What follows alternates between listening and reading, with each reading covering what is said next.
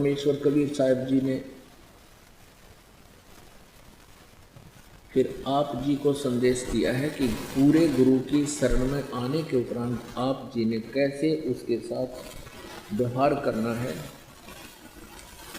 और पूरे गुरु की क्या महिमा है, कितनी वैल्यू होती है पुण्यात्माओं परमात्मा के पाने में।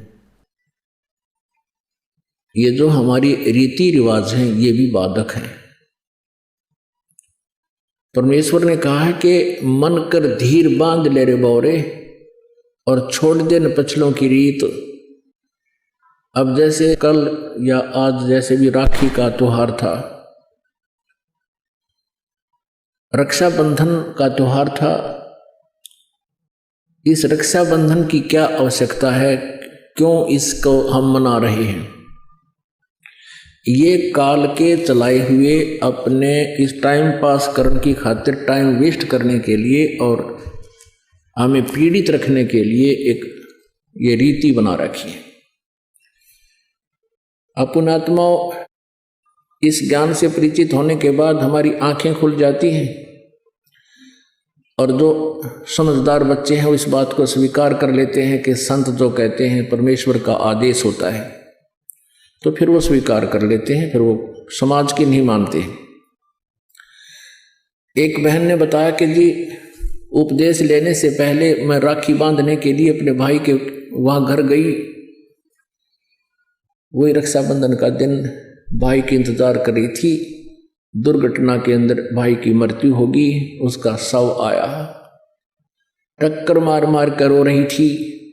अब रक्षाबंधन का उद्देश्य क्या है कि भाई राखी इसलिए बांधते हैं कि वो हमारी रक्षा करेगा। और भाई की रक्षा कौन करेगा? हमारा रक्षक कहते हैं, जो रक्षक है उसको हम भूल चुके हैं।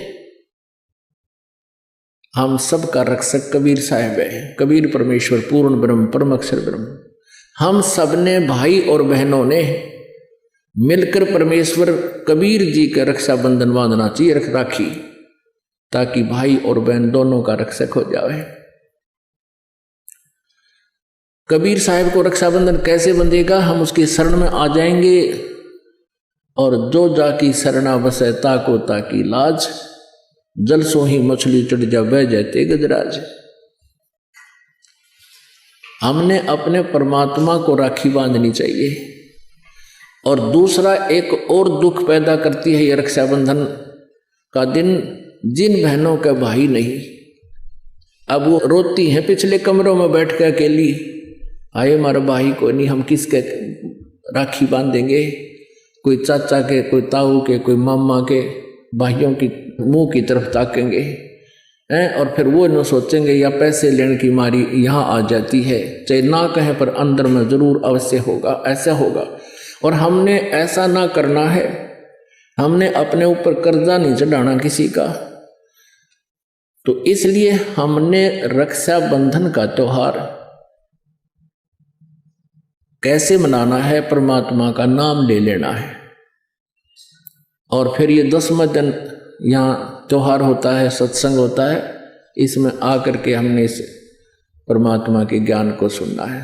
तो ये इस तरह की जो रीति रिवाजें हैं ये हमें पीड़ित करने के लिए है, हमारे को एक दूसरे से दूर करने वाली है।